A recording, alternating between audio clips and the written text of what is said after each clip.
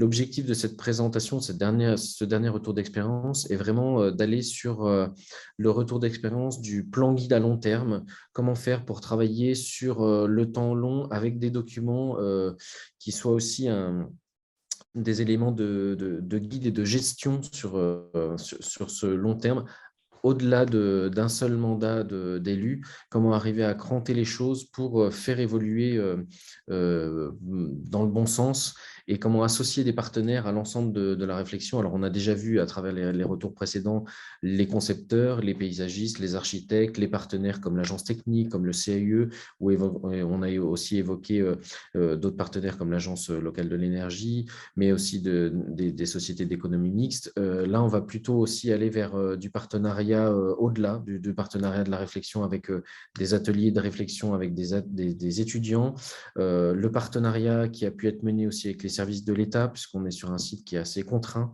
à la fois réglementairement et en termes de risques, de cadres de protection. Donc voilà, je laisse la parole à Mathieu Viguier et à Monsieur Legrand pour ce retour d'expérience sur Nantua. Oui, merci Baptiste pour cette présentation. Effectivement, l'un des points importants que tu évoquais, c'est cette nécessité du temps long. Là, on va voir, puisque la réflexion remonte, les premières études structurantes, on va dire, remontent à 2008, donc c'est quand même pas d'hier.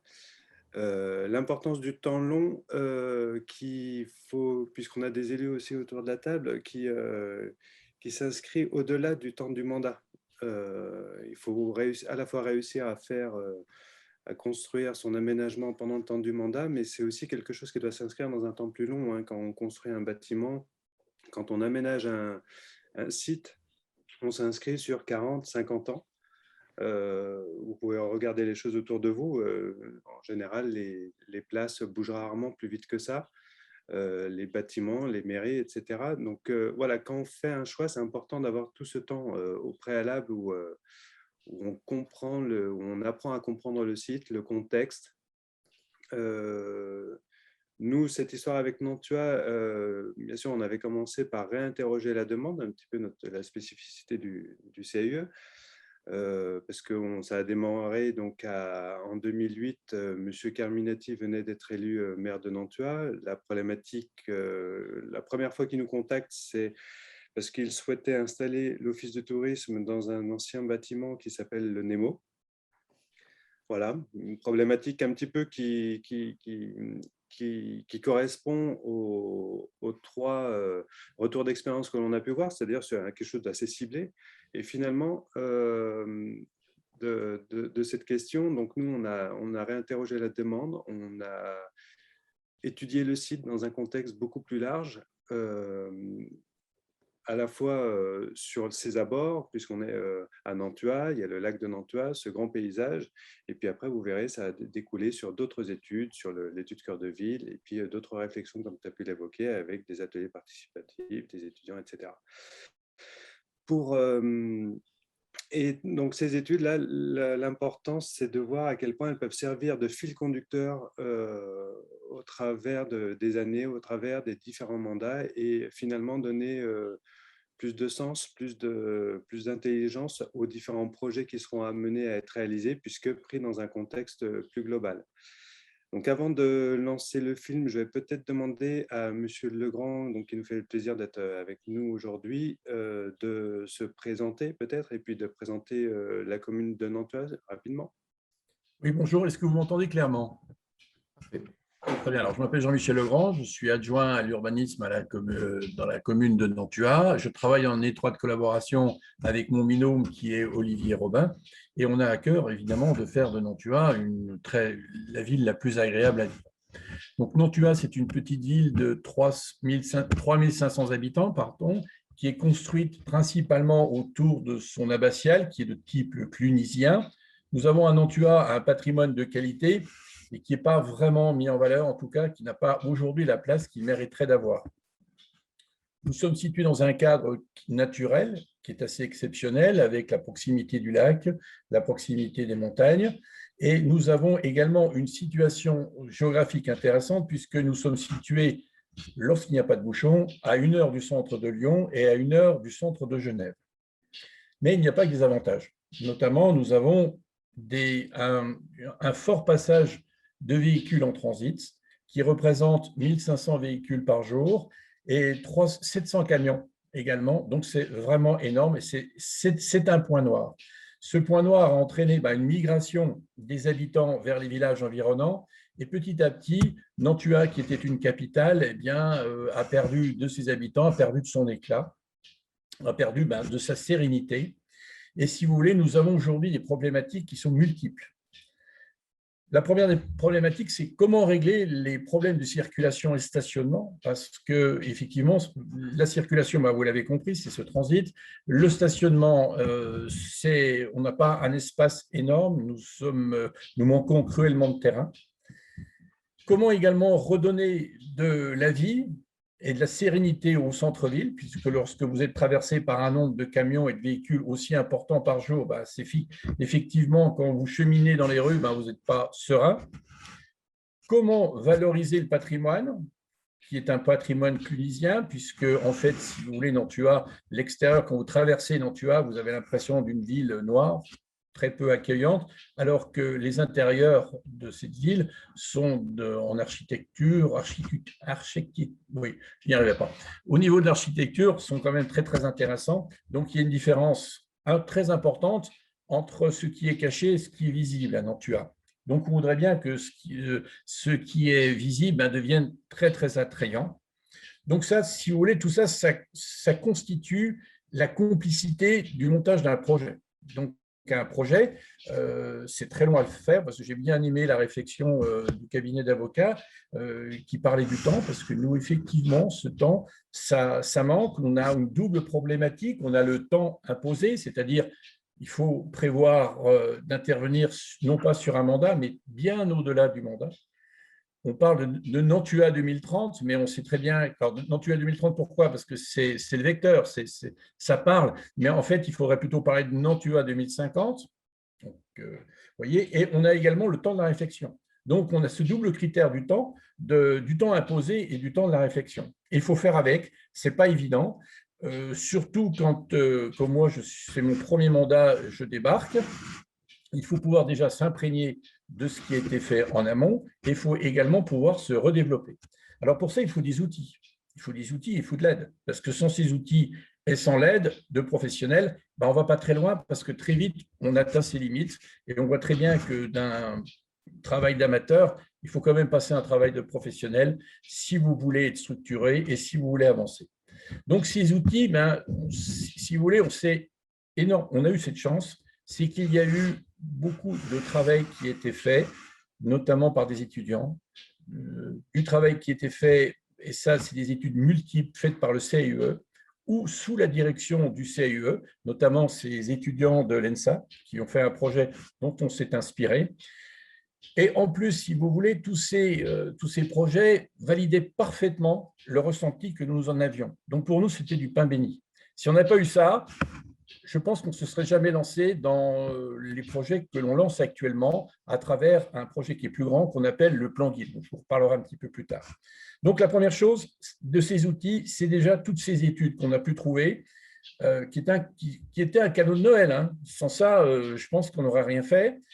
Et également, on a également hérité de ce qui avait déjà été fait, de ce qui était mis en place par le CIE, notamment une permanence à Nantua qui a pour rôle principalement d'accompagner dans la déclaration des permis de construire. Également, un comité de gestion qui a été mis en place, mais ça on verra dans la vidéo dont parle très bien Jean-Pierre Carminati, qui était le maire précédent. Ce comité de gestion s'est très vite imposé à la ville de Nantua, mais parce qu'il y a eu un éclairage de la part du CIE qui était très, très important. Sinon, et vous le verrez dans cette vidéo, on a très vite, très rapidement, quand on est élu, on part sur une idée, mais ce n'est pas obligatoirement la bonne. Donc, il faut savoir s'interroger, mais il faut savoir aussi être éclairé sur ces interrogations, parce que si vous n'êtes pas éclairé, vous pensez que vous avez raison. Donc, il faut un avis extérieur et un avis de professionnel. Et là, je pense que le CIE et tous les intervenants également, parce qu'il n'y a pas que CE, il y a Dréal, il y a les Bâtiments de France, sont extrêmement précieux dans le développement d'une ville, surtout si vous voulez un développement à très long terme. Donc, ce comité de gestion, il est constitué des partenaires qui sont la Dréal, le département, la police, la gendarmerie, les pompiers, les commerçants, les associations. En fait, c'est très, très vaste, c'est un panel extrêmement vaste. Et ce comité permet de mettre en place des projets où chacun peut entrer, peut s'exprimer, peut faire valoir ses désirs, sa vision. Comme il a été dit précédemment, c'est vrai qu'on est beaucoup plus efficace à 100 cerveaux qu'à un seul cerveau dans la réflexion. Là, c'est exactement le cas. Donc, si vous le permettez, je pense qu'on peut peut-être voir la vidéo, Monsieur Viguier. Oui, tout à fait. On reviendra, on redéveloppera un petit peu tous ces points. Là, on va donc regarder cette vidéo qui a été réalisée par le CAIE en 2015, donc de Monsieur Jean-Pierre Carminati, qui nous a malheureusement quittés il y a 1 an et demi, et qui revient, lui, sur l'ensemble des travaux réalisés avec le CAIE depuis sa prise de poste comme maire en 2008. Bon visionnage. En 2008, sur la ville de Nantua, s'est posé la question de l'implantation de notre office du tourisme. Quand je dis poser question, c'est qu'on avait imaginé de l'installer au niveau d'un ancien bâtiment, d'une ancienne discothèque qui s'appelle Nemo. Et là, à partir de ce moment-là, comme on était dans le site classé du lac, il a fallu qu'on envisage une étude plus globale, un projet d'aménagement autour du lac pour donner toute sa pertinence à l'emplacement de l'office du tourisme et que ce soit vu avec l'ensemble des projets autour du lac. On s'est adressé à partir de ce moment-là au CAUE pour lancer cette étude, le projet un peu directeur de feuille de route d'aménagement autour du lac, avec comme axe principal le positionnement de l'Office du tourisme. Et c'est là que le CAUE nous a interpellés en disant, écoutez, on va faire ce projet d'aménagement autour du lac, mais on va quand même vous proposer des emplacements autres pour votre Office du tourisme, afin de bien balayer toutes les options possibles. Et c'est là que, contre toute attente, alors qu'on était à peu près convaincus quand même, puisqu'on lançait l'étude, que le CAUE nous fait une proposition, enfin nous fait 3 propositions d'emplacement pour notre office du tourisme, et qu'au bout du compte, à la fin de cette étude, on avait le projet d'aménagement du Tour du Lac, mais qu'on avait déplacé notre projet d'office du tourisme qui était bord de lac, à un endroit qu'on appelle la maison Magnard, qui est le point d'intersection entre la ville et puis son lac, un point pivot, en sortant en définitive du site classé avec un endroit où on avait plus d'espace, toujours proche de l'endroit un peu touristique du territoire du Haut-Bugey, puisque l'été, les périodes aussi de week-end, les gens sont quand même autour du lac. Donc à ce point d'intersection, avec l'enjeu d'urbanisme, à la fois d'amener les gens qui se trouvent au bord du lac vers le cœur de ville et du cœur de ville vers le lac, puisque l'histoire de Nantua s'est écrite principalement autour de son abbatiale, carrément en arc de cercle autour de cette abbatiale. La zone du lac, pendant des siècles, a toujours été une zone un peu de marécage, où la construction, comme c'était des marais, n'était pas envisageable. Donc aujourd'hui, tout l'enjeu était de recréer cette liaison et de retourner, on peut ainsi dire, la ville du côté de son lac. Donc en stade CAUE, en mettant à plat cette question du positionnement et de l'enjeu d'urbanisme finalement pour la ville, nous a amené à avoir une autre vision, non seulement touristique, mais aussi d'aménagement, d'urbanisme de la ville. Donc on en est très reconnaissant aujourd'hui parce que ça joue tout à fait son rôle de un peu ce trait d'union, cette liaison. On voit déjà les gens l'utiliser de façon assez naturelle, ce passage au niveau de l'Office du tourisme. Dans un deuxième temps, on a également sollicité les conseils du CAUE pour un projet cœur de ville, parce qu'il devenait assez évident qu'en aménagement, à la fois ce point de dialogue et de faire tous nos projets autour du lac, il y avait un gros enjeu, c'est que la ville de Nantua elle-même fasse sa propre rénovation. Et on avait besoin d'un projet directeur qui était le projet qu'on appelait le projet cœur de ville. Là également, le CAUE nous a accompagnés dans la vision, dans des projets d'aménagement cœur de ville, pour faire écho un peu à ce qui se passait au bord du lac, et pour confirmer cette position de l'Office du tourisme au milieu, étant convaincu qu'il était indispensable que le lac et la ville soient traités en même temps en termes d'aménagement, l'un ne pouvant fonctionner sans l'autre. Site classé, Nantua avait besoin d'un conseil. Le CAUE, par son expérience, par ses relations aussi avec notre ABF, était le bon interlocuteur pour apporter toute cette sensibilité au niveau de tout ce qui est bâtiment historique, projet d'aménagement, pour interfacer, je dirais, un peu la vision des élus de la commune et puis la vision également un peu historique à préserver l'âme, je dirais, de la ville de Nantua, son histoire, son patrimoine, voilà, d'essayer de concilier, d'harmoniser, de trouver un équilibre sur la ville. Et en stade, CAUE nous a beaucoup accompagnés. Chose qu'il a fait également de l'autre côté sur la partie lac, notamment avec tous les utilisateurs du lac.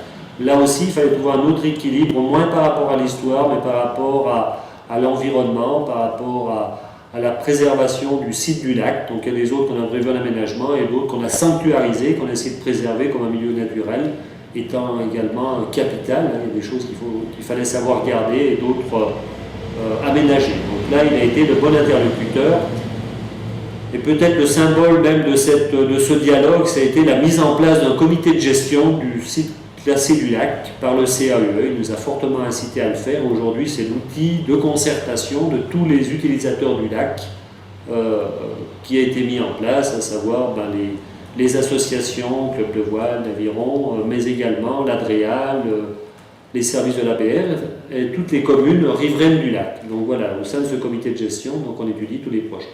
Donc, beaucoup d'intérêt, beaucoup de collaboration, beaucoup de temps aussi de travail avec le CAUE qui, je pense, aujourd'hui commence à porter ses fruits sur notre ville, où on sent une ligne directrice, si vous voulez, une vision, tout en préservant à la fois notre histoire, notre art, notre environnement, bien conseillé en cela par notre CAUE. Voilà ce que je pouvais dire aujourd'hui sur la collaboration de la commune de Nantua et du CAUE.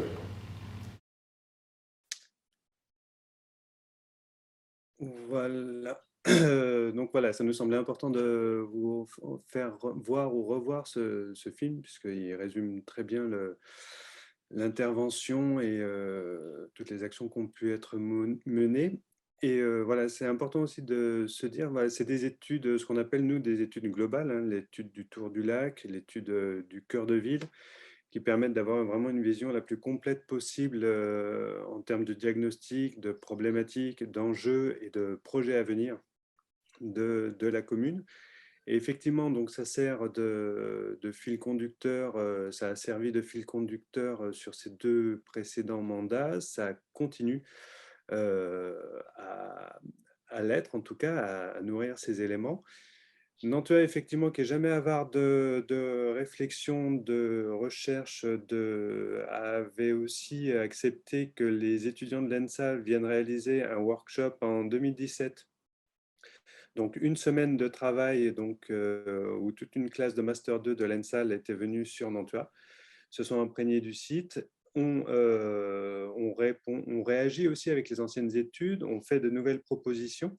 Et tout ça aussi présenté, dont le rendu par la suite était présenté de manière publique à Nantua. Donc, Monsieur Legrand, par rapport à toutes ces études, ces réflexions, cette continuité, où en est-on aujourd'hui et pendant votre intervention, on va faire défiler quelques éléments de contexte pour un peu illustrer les études et les projets réalisés. Alors, où en est-on aujourd'hui? Bien, vous l'avez entendu dans la vidéo, l'étude d'aménagement des bords du lac, l'étude cœur de ville sont toujours d'actualité. Ils sont toujours d'actualité et je pense qu'ils vont être d'actualité encore pendant très longtemps. Donc, ce sont, depuis 2008, un fil conducteur. Et en s'inspirant des études qui ont été réalisées par le CAUE, dont on a eu la chance, notamment les étudiants de l'ENSAL, mais également tous ces projets, ça représente à peu près 600 pages, on a essayé de rédiger un plan guide au niveau de la mairie, au niveau de l'urbanisme, afin de synthétiser toutes les idées qui sont appliquées à notre quotidien, mais qui seront également appliquées à la ville de Nantua pendant les 20-30 prochaines années. L'étude Cœur de Ville avait révélé une problématique, c'est-à-dire qu'il y avait une difficulté de stationnement, une circulation très importante, mais là, il ne suffit pas de le dire. Il ne suffit pas non plus de lire, il faut quand même avoir à un moment un plan général, c'est-à-dire un plan de cohérence que nous avons appelé ce plan guide. Alors ce plan guide, nous l'avons réalisé, c'est un travail d'amateur, mais si vous voulez, c'est un travail d'amateur passionné, c'est-à-dire que nous avons essayé de mettre ça au point, mais très vite, comme je vous l'ai dit tout à l'heure, on s'est aperçu que les amateurs avaient des limites assez rapides et une vision qui était obligatoirement pouvez pas, si vous voulez, qu'il n'y avait pas une grande vision. Il faut à un moment sortir de ce carcan et il faut obligatoirement aller vers des professionnels. Si vous n'allez pas vers des professionnels, eh bien, vous restez dans obligatoirement vos erreurs, dans votre vision. Et il y a un moment où vous serez dans une impasse. Mais dans l'urbanisme, quand vous êtes dans l'impasse et que vous vous en apercevez, c'est déjà beaucoup trop tard. Donc, et comme l'a dit Jean-Pierre Carminati tout à l'heure, l'aide du CAUE est pour nous majeure, fondamentale. Sans ça, on ne peut pas aller plus loin. Mais on a également, en plus de ces difficultés de stationnement et de circulation, nous avons également la nécessité de mettre en valeur le centre-bourg de Nantua, parce que ce centre-bourg, si on ne le dynamise pas, en même temps et en parallèle que le lac, eh bien, ça ne servira à rien. Notre projet sera obligatoirement déstructuré. Donc, actuellement, on travaille sur des projets qui sont nouveaux, c'est-à-dire, qui existent déjà, mais qui est nécessaire en priorité de réaliser. C'est par exemple le déplacement du monument aux morts. Alors, ça peut paraître anodin de dire on va déplacer un monument aux morts, mais pour nous, c'est très important parce que ce monument aux morts, il est juste à l'entrée de la ville. Et si vous voulez, il fait un petit peu verrou. Donc, on veut ouvrir cet espace et on travaille déjà dans ce sens-là. On veut également apporter des parkings parce que très rapidement, le CAE nous a dit c'est bien de faire ce que vous faites, mais il faut aussi donner de l'oxygène puisque le principal problème, un des principaux problèmes chez vous, c'est le stationnement. Eh bien, il faudrait créer des parkings. On a en périphérie de la ville, mais sur un axe qui peut être un axe majeur de circulation, l'ancienne poste. Et cette ancienne poste, il est prévu d'aménager un parking pour délester le centre-ville. Mais le centre-ville, c'est justement la place d'Armes, c'est-à-dire ce qui est situé juste en face de l'abbatiale. Est-ce que vous m'entendez toujours ou est-ce que je parle tout seul là pour l'instant? Non, on vous entend bien. C'est bien. bon? D'accord. On vous entend très bien. Oui. Bien, merci. Donc, on s'est très rapidement aperçu que malgré le changement d'élu, eh bien, il fallait garder ces fils conducteurs. Et on s'aperçoit également aujourd'hui que même ceux qui vont succéder, quelles que soient leurs idées, dans l'urbanisme, seront également auront je pense, enfin nous l'espérons, auront envie de conserver ce fil conducteur, mais qu'ils aient envie ou pas, c'est une nécessité. On ne peut pas faire autrement. Donc, si vous voulez, dans ces projets à long terme qui sont menés par des élus, il est fortement nécessaire de s'appuyer sur des professionnels qui, dès le début, vont vous donner cette vision. Et ça, c'est très, très important. Parmi, vous parliez des professionnels, du coup, effectivement, entre le fait que Nantua ait des protections autour de son patrimoine, que vous soyez, le lac soit un site classé, ça fait appel effectivement à de nombreux acteurs qui sont tous là pour venir apporter leur regard, leur vigilance. Et donc l'accompagnement aussi du CAUE, il me semble, a permis d'aider la commune à faire des choix éclairés en amont sur ces décisions, aussi bien au niveau d'un point de vue stratégique que dans l'aide justement à identifier quels étaient ces acteurs. Vous avez parlé tout à l'heure des permanences qui sont réalisées donc, en partenariat avec l'UDAP. les architectes des bâtiments de France. Et puis, et ça, c'était pas une chose évidente non plus, autour du lac. Donc, cette première étude du Tour du lac qui sort aussi sur la création d'un plan de gestion et d'un comité de gestion. Un comité de gestion qui, je le rappelle, accueille l'UDAP, l'ADREAL, la DDT, le département, mais aussi les associations, les acteurs locaux, les commerces, pour que tout le monde, lorsqu'un projet émerge, puisse en prendre connaissance et émettre ses critiques. Voilà, qu'est-ce que vous pourriez compléter justement sur cet apport-là, quoi, par rapport à cette multitude d'intervenants et d'acteurs qui sont peut-être spécifiques à Nantua, mais cela dit, le fait de partager ces informations avec tous les acteurs locaux reste une priorité, quoi. Alors, comme vous l'avez bien souligné, M. Viguier, effectivement, Nantua, c'est un secteur avec une réglementation très, très importante, parce que nous sommes dans un cadre naturel, cadre qui doit être protégé, et nous ne sommes qu'au début de cette réglementation. Donc, agir avec cette réglementation et pouvoir avoir une cohérence, c'est quand même très, très, très difficile. Donc, comme on l'a vu dans la vidéo tout à l'heure avec Jean-Pierre Carminati, le CAE, ça nous a aidé à créer le comité de gestion, mais ça nous a aidé également à identifier les acteurs locaux. Et ça, c'est très important parce qu'on l'a entendu dans les reportages précédents. Il faut s'appuyer sur la population, puisqu'en fait, c'est la population qui va vivre là. Il y a un rôle de contrainte, effectivement. Il y a aussi des personnes qui n'y croient absolument pas. Mais si vous laissez décourager et si vous n'écoutez pas les conseils qu'on vous donne, effectivement, vous sentez très rapidement que vous n'allez pas réussir dans votre entreprise. Donc, très rapidement, vous baissez les bras. Le fait d'être épaulé, d'être aidé, d'être éclairé, notamment par le CIE, d'abord, c'est une motivation très, très importante. On met le doigt sur les choses qui, pour nous paraissaient évidentes, mais qui ne le sont pas du tout. Et toute cette création, si vous voulez, permet d'avoir un ensemble d'intervenants qui sont des intervenants locaux, c'est-à-dire les gens qui vivent eux-mêmes dans cette ville vont pouvoir participer au développement de ces villes. Et ça, c'est important. Lorsque vous êtes élu, une fois que vous êtes élu, vous n'y pensez pas obligatoirement. Donc, si vous avez cet angle de vision qui vous apporte de l'extérieur, c'est une richesse extraordinaire. Donc là, effectivement, sur Nantua, on l'a vu tout à l'heure, on a eu la création du comité de gestion, mais on a eu également le fait qu'il y ait une permanence pour les permis de construire. Parce que si vous avez une réglementation importante, les permis de construire, c'est quand même assez difficile à faire passer. Et les personnes qui viennent vous voir, qui ne connaissent pas, qui ne savent pas ce qui se passe, sont dans leur ville en disant « mais pourquoi on m'interdit de faire tel et tel travaux chez moi ?» En fait, on ne les interdit pas de faire des travaux. Mais si vous voulez, et c'est là un des rôles principaux du CAE, c'est qu'il a un fort rôle de conseil pour préserver justement ce patrimoine, c'est-à-dire un rôle d'éducation. Ce rôle d'éducation, on ne le percevait pas au début. On le perçoit de plus en plus en travaillant avec le CAE.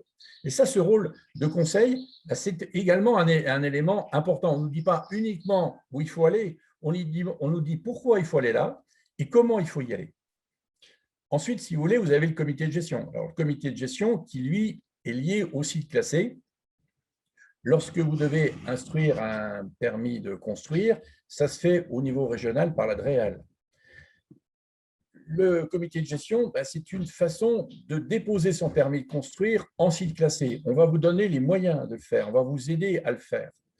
Et dans ce comité de gestion, vous avez tous les personnes, les intervenants qui ont été cités par Mathieu Viguier, c'est-à-dire ça va de l'UDAP, la DREAL, les services de l'État, aux associations locales, aux commerçants, qui sont vraiment tous des acteurs. Et le fait qu'il y ait ce comité de gestion, ça crée quand même une synergie. Ça nous dit pourquoi le permis de construire sera accepté ou ne sera pas accepté. Tout le monde a la possibilité de donner son avis dans un site paysager naturel. Il y a à travers ce comité de gestion, également un lien d'échange qui va permettre au projet d'être mieux structuré, mieux bâti lorsqu'il sera analysé et instruit. C'est-à-dire qu'on n'y va pas comme ça, on peut apporter son permis de construire en toute simplicité, en toute bonne foi, mais très rapidement, ça ne fonctionnera pas. Donc, si vous voulez, l'aide du CEE est prépondérante, mais elle n'est pas prépondérante que pour le permis de construire, elle est prépondérante pour une vision globale de la sauvegarde du patrimoine.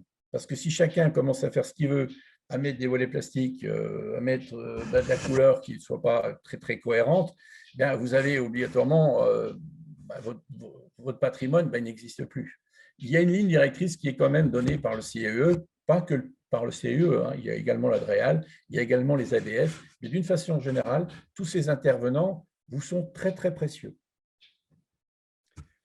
Merci bien pour ce retour. Donc nous, justement, par rapport à ces anciennes études, on a encore du pain sur la planche parce qu'on a de nombreuses études à venir avec Nantua, toujours inscrites dans cette logique de revitaliser ce centre, redonner du lien entre le lac et l'abbatiale, créer plus de mobilité douce, réduire pour le moins les problèmes de flux de véhicules qui traversent régulièrement la commune. Donc on est encore amené à se voir de nombreuses années. Si ça a commencé il y a longtemps, c'est pas prêt de s'arrêter. Et du coup, peut-être pour conclure, parce que je vois qu'il est déjà 12h14, quel bilan la commune tire-t-elle de cette expérience avec le CEE? C'est une très bonne expérience, hein. Ça a été souligné par Jean-Pierre Carminati, mais nous, on est exactement dans la même ligne. Alors après, comment voit-on le CEE? Il y a plusieurs façons de le voir, dont une façon imagée dont je vais vous faire part. Si vous voulez, il faut plutôt voir le CEE comme un professeur. Alors un professeur, ça n'a pas que des avantages, c'est aussi contraignant. Parce que vous avez la contrainte, vous avez le prof en disant, on a tous été étudiants, on s'est tous dit aujourd'hui, j'aimerais bien faire péter le cartable, j'ai envie d'être tranquille, si seulement le prof n'était pas là pour que je puisse disposer de ma journée. Mais si on s'y écoutait, ça serait tous les jours comme ça. Aujourd'hui, si on n'avait pas eu des profs, on ne saurait pas lire, on ne saurait pas se servir de notre système, on serait, on vivrait encore dans les cavernes, quoi. Donc, il faut voir quand même le CAUE comme une contrainte, parce qu'il y a une contrainte, bien évidemment. Alors après, ça dépend de la personne qui anime la contrainte. Avec Mathieu, c'est très agréable de travailler avec Mathieu parce qu'il est à l'écoute, mais on pourrait peut-être tomber sur des gens qui soient moins à l'écoute, plus psychorigides. Mais après, c'est la personnalité de chacun. Mais si vous voulez, malgré la contrainte, on va vous fournir quand même des éléments qui vont vous permettre de penser globalement et d'éviter de faire les grosses erreurs. Et ça, dans l'urbanisme, c'est fondamental. Comment il faut voir, en dehors d'un professeur, comment il faut voir le CEE? Je dirais plutôt qu'il faut voir, quand on fait une mission d'urbanisme, c'est toujours une aventure.